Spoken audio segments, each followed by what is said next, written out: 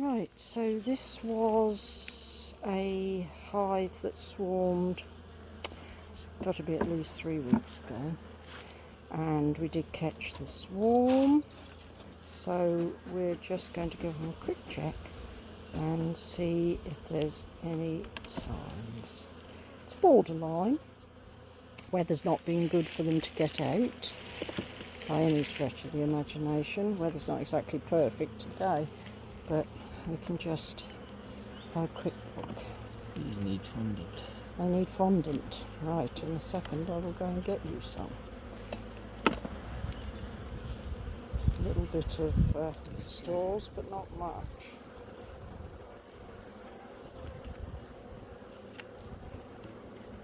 I think there's going to be some people caught out by how poor things are at the moment. And as you can see, they're not starving, they've got stuff. But the brambles are not quite flowering here, or a bit more there. No, they don't need stuff. Be alright, will you? Yeah. Not a big colony at all, because they swarmed. I mean, that's why we try and stop them from swarming, because half the bees disappear. Polish cells, anything useful? Nope, Got a not play yet. cup there. A little bit of bee bread, which is nice. So for waiting.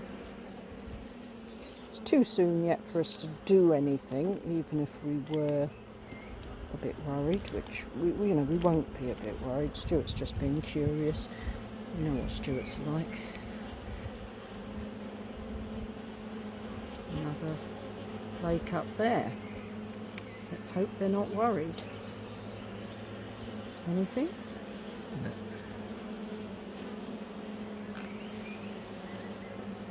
Not many drones either, No. which itself is a good sign.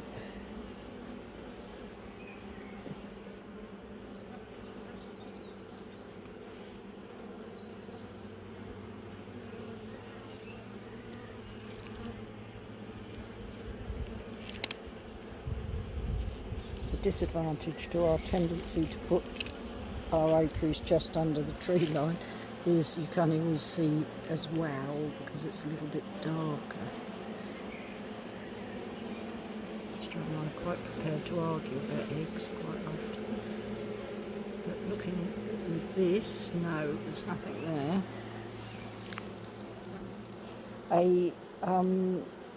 If you have trouble spotting eggs, a mobile phone is quite a handy thing because you can zoom in and get yourself a really good view of what's in the bottom.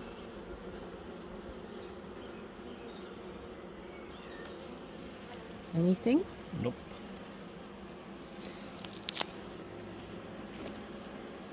Perhaps on this next one I can demonstrate how you can zoom in. They feel quite placid. They are doing a bit of scenting on the front there.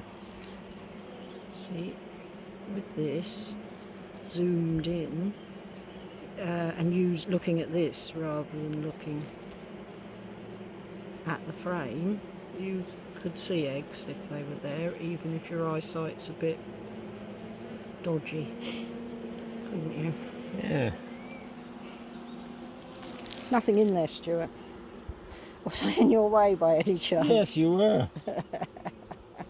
Well, I wanted to demonstrate what a useful tool a smartphone can be in the hive. Best place for it in a hive. You have a smartphone nowadays, I would It point stays in my out. pocket. Well, that's if you remember it.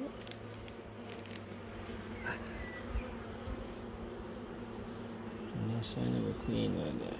No.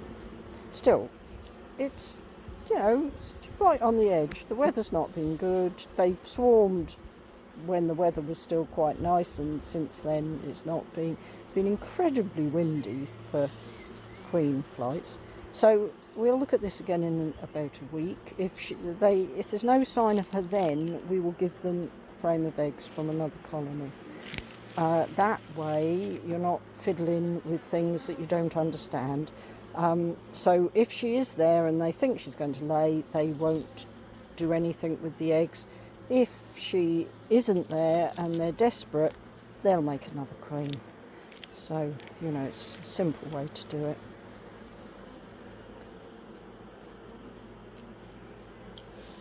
The fact that there's several plague clumps on the face worries me slightly. They're old ones. Do you think they're all old ones? They didn't Pretty look like old ones. And they did swarm. They didn't supersede.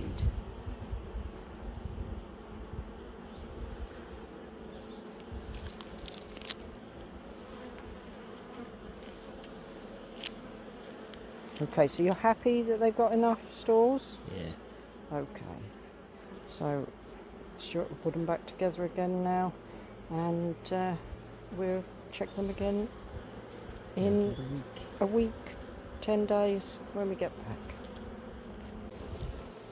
We're still looking at this hive as Stuart puts it back together again. Now that is a slightly worrying sign. If bees start Nasimov scenting on the bars when you're in, that can be a sign of queenless colony. They don't feel queenless, they're quiet, they're calm on the frame despite the bad weather, but that shows that there's people who are worried. Has the queen gone out and not come back? Who knows? So there's nothing we can do today. We will give it another week. Well, we could give them eggs today, but we're not planning to go through any other colonies, so we won't.